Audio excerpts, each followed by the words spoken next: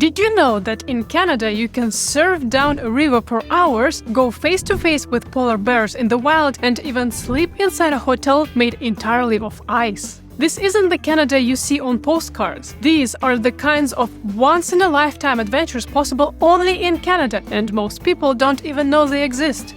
Today, we're showing you 10 unique Canadian experiences that will change the way you see this country, from the bizarre to breathtaking to the unbelievable. Surfing isn't normally associated with Canada, but how about surfing a river? And it's not the whitewater rapids popular in Montreal, which is still pretty cool. We're talking about a 1-meter high wave that continuously rushes against the river's natural current in New Brunswick. All you have to do at that moment is grab your surfboard at the start of it and ride a literal liquid conveyor belt for kilometers. This happens in the Bay of Fundy, where the world's highest tides create something called a tidal bore, and it only happens twice daily. The wave height can vary, but during full moons, when the tides are the strongest, skilled surfers can ride this thing for up to 29 kilometers straight along the Petite Condillac River. This is the longest and most accessible tidal bore in the world. If you're thinking, okay, well, this sounds awesome, but how do I actually do this? Well, first thing, you get a ticket to Moncton, New Brunswick. There, you can find a viewing grandstand along the Petite Condillac River, where you can watch the surfing magic every day. You just need to make sure that you check out the visitor center before in the Boar Park downtown to get the exact schedule, because timing is everything with this kind of experience. And if you don't mind getting wet and wild, you can drive about an hour to South Maitland in Nova Scotia. There, you can join different adventure companies for a rafting session, where they'll let you ride the boar upstream. Now, one thing is certain with that, you will get muddy, you will get soaked, but you'll absolutely love every second of it if you're into that kind of thing. The best time to go here is May through October, and the full moon periods are the best times when the highest and the strongest tides happen. As a surfer myself, I really like this, because instead of having to catch a wave for a few seconds and then having to paddle back in and out all the time, this actually keeps you going on the wave, carrying you through different landscapes. You definitely get to feel some adrenaline. And the best part is that it's 100% Canadian surfing. Now, let's head to Churchill, Manitoba, one of the only places on Earth where you can walk on the tundra with wild polar bears. This isn't your typical zoo experience or watching bears from a distance. We are talking about guided walking safaris, where you're literally sharing the same walking pathway with the world's largest land predators as they stroll and wait for the Hudson Bay to freeze. Churchill's location in itself is pretty unique. The town sits at the exact spot where polar bears from across the Arctic funnel through on their way to the sea ice. Every year, from October through November, hundreds of bears gather here, and you can join specialized guides who take small tourist groups out on foot to observe them in their natural behavior. You won't be shoulder to shoulder with the bears, of course, but you may walk the same tundra landscapes the bears travel through and see resting spots, and, if you're lucky, witness behaviors such as mothers with their cubs.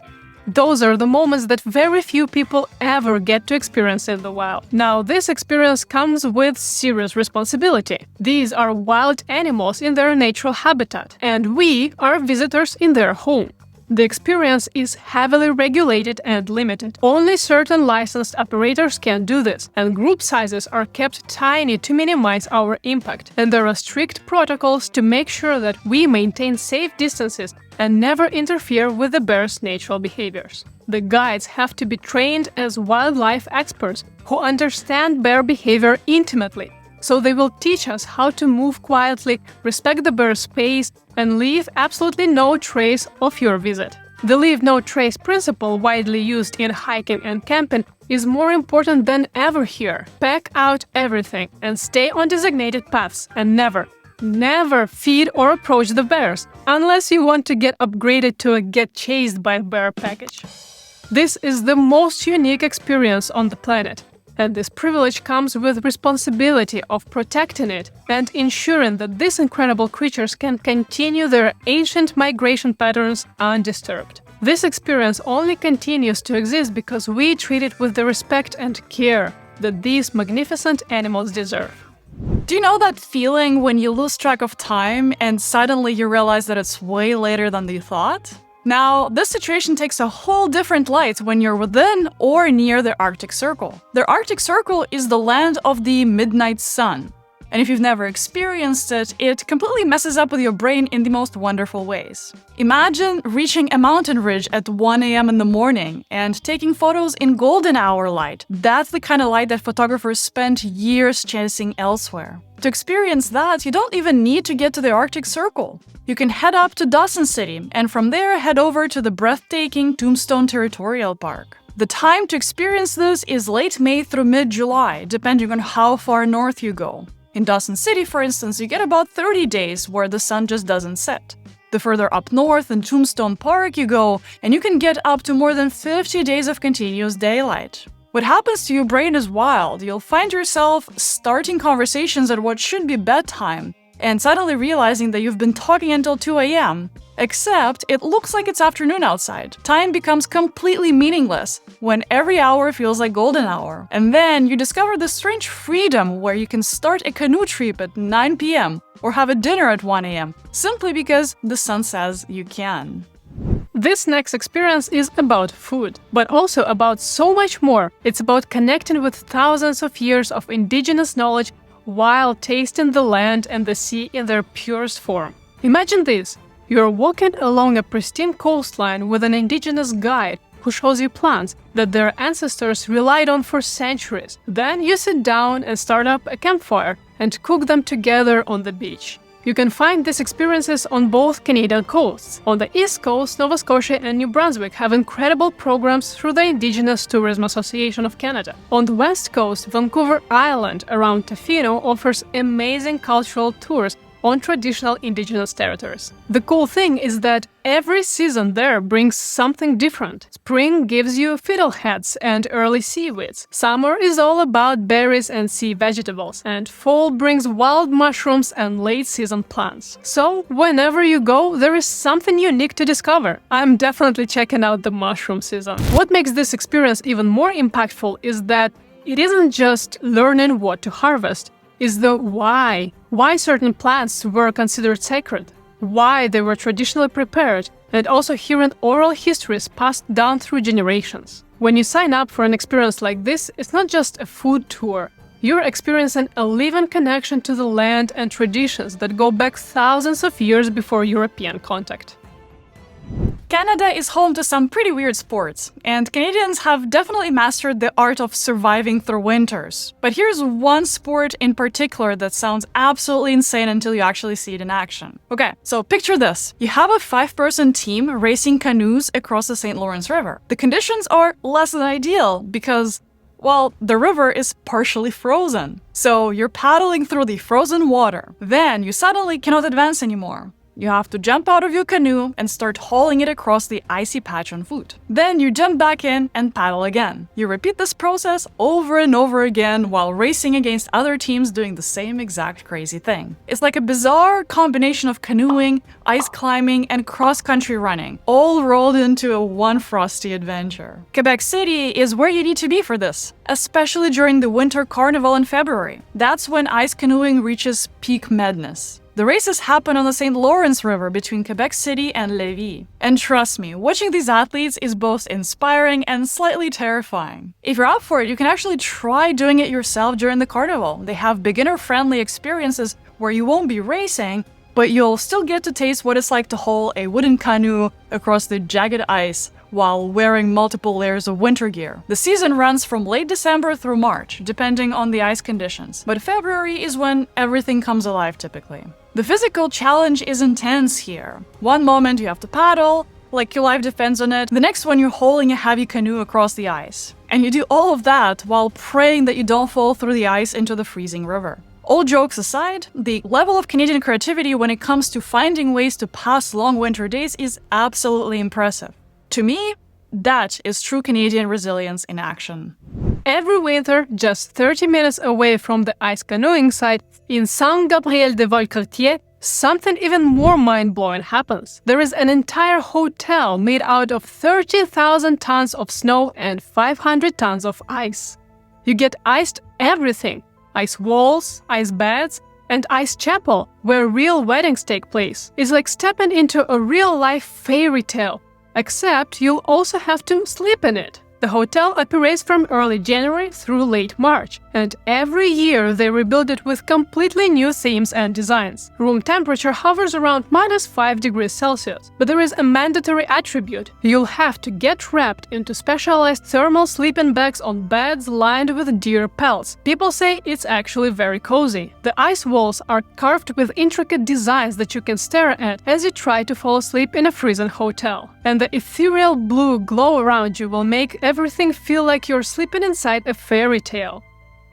The morning ritual is something else. You wake up surrounded by ice walls, and then you head to the warming huts for hot chocolate and warm pastries. The ice bar is apparently legendary too. Everything from your glass to the table you're sitting at is carved from ice. And if suddenly you feel like you want to warm up, there's also a spa with Finnish sauna, hot tubs, steam baths, and indoor pool available. That's where I would spend most of the time. Nowhere else in North America can you book a hotel room that literally melts away come spring. And that's an experience that you will never forget.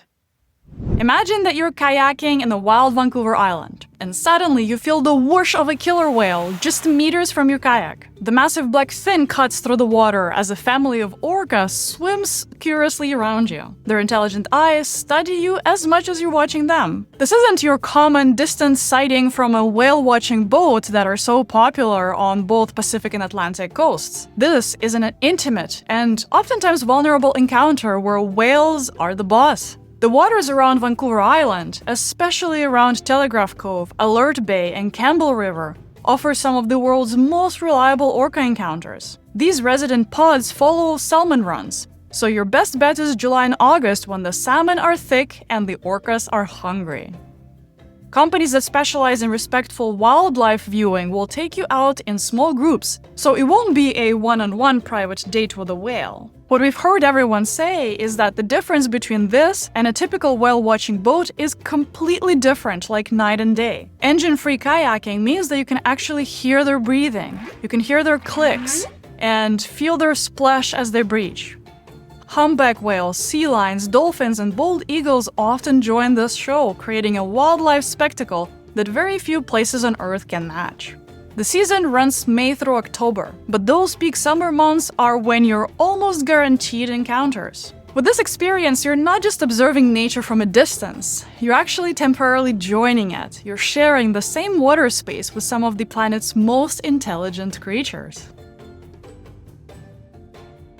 Newfoundland isn't just the Iceberg Alley. It's one of the few places on Earth where you can actually watch and hear icebergs crack and collapse into the ocean right in front of you. These huge chunks of ice come from glaciers from Greenland that have been traveling south for up to 2 years, carrying ice that's thousands of years old. You probably know that one of Newfoundland-born icebergs have encountered Titanic back in the day. The sound of icebergs cracking is unforgettable.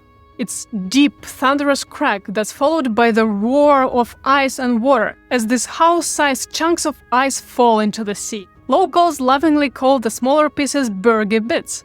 But in terms of icebergs, the small chunks can still be the size of a car. Trinity Bay, St. Anthony, Twillingate, and the Bona Vista Peninsula will give you the front row seats to this ancient, ever-evolving drama. Late May through early July is peak iceberg season, though you can still spot them from April through September. The best viewing happens after strong offshore winds break up sea ice, and this allows the icebergs to drift closer to shore. Many icebergs ground themselves in shallow bays, so you can watch this geological theater from the comfort of the shoreline. Watching these ancient giants collapse connects you to something timeless. This iceberg began its journey centuries ago as snowflakes falling down on Greenland's peaks.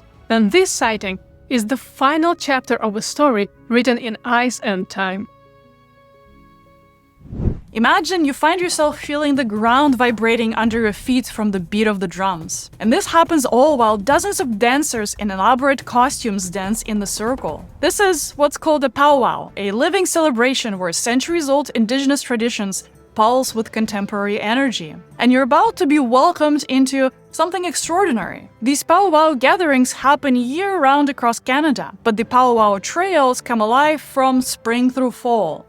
Summer brings the massive celebrations like the Manito-Abi Festival in Winnipeg, or the Calgary Stampede Indian Village, or the countless First Nations community powwow scattered across the prairies. Every province hosts these celebrations, so you can check out the powwowtimes.ca to find the one near you if you want to check it out. What makes this experience truly transformative and unique is how you're welcomed. Many powwows don't just invite non-Indigenous visitors to watch, they actually invite you to participate in friendship dances. They ask you questions, they have conversations, and they help you learn something new. When you're at these types of the events, you're not just stuck at the sidelines as an audience, you're actually being drawn into the circle of celebration, connecting with Indigenous communities and tradition. Everybody who's attended this event says that the energy is absolutely infectious and the hospitality is ultimately authentic and genuine. Plus, they say that the fry bread alone is apparently worth the trip. So let me know if you've tried it, because I definitely want to try one. There's nothing more pure and sweetly Canadian than the true spring maple experience. And here's how this needs to happen. First, you have to be at a sugar shack in late winter, being surrounded by snow-covered maple trees in a must. Then you watch sap being boiled down into liquid gold. And then the magic moment comes. Fresh, hot maple syrup gets poured directly onto clean, sparkling snow. It instantly freezes, turning into a chewy, sticky maple taffy rolled up on a popsicle stick. This is one more thing in the long list of things Canadians come up with to survive winter and celebrate the signs that it's coming to an end. This is terre d'érable, and you truly cannot experience this outside maple country. Quebec's Beauce region and eastern townships offer the most authentic sugar shack experiences, though Ontario's Muskoka region and parts of New Brunswick also host traditional sugaring operations during sugar season. Sugar shacks are filled with farm tours, traditional music, and brunch food where everything is covered in maple syrup. Literally everything: bacon, potatoes, beans, you name it. The sugar shack experience requires perfect conditions. The nights must still be below 0 degrees, while days are getting warm. You need that to get the maple syrup flowing, with March being peak season. I remember my first time that I tried the terre d'érable. My first reaction was, why are they pouring maple on snow? I didn't even realize it was hot. And then the things got weirder for me because they started using a stick to collect the thing that they've just poured on snow. But then I was offered to try it, and then I instantly fell in love with this quirky thing. Too bad that you can't have too many of them. It is pretty damn sweet. Like you are, if you're still watching. These 10 experiences aren't just bucket list items. They tell the story of Canadian resilience, creativity, and union with the wilderness. Which item are you adding to your bucket list? Which have you tried and how was it? Let us know if we missed anything. Drop your thoughts in the comments below and hit the like button if you learned something new about how fun and unique Canada is. And subscribe for more deep dives into Canada's hidden gems. Get out there and discover Canada, and we'll see you in the next one. Take care.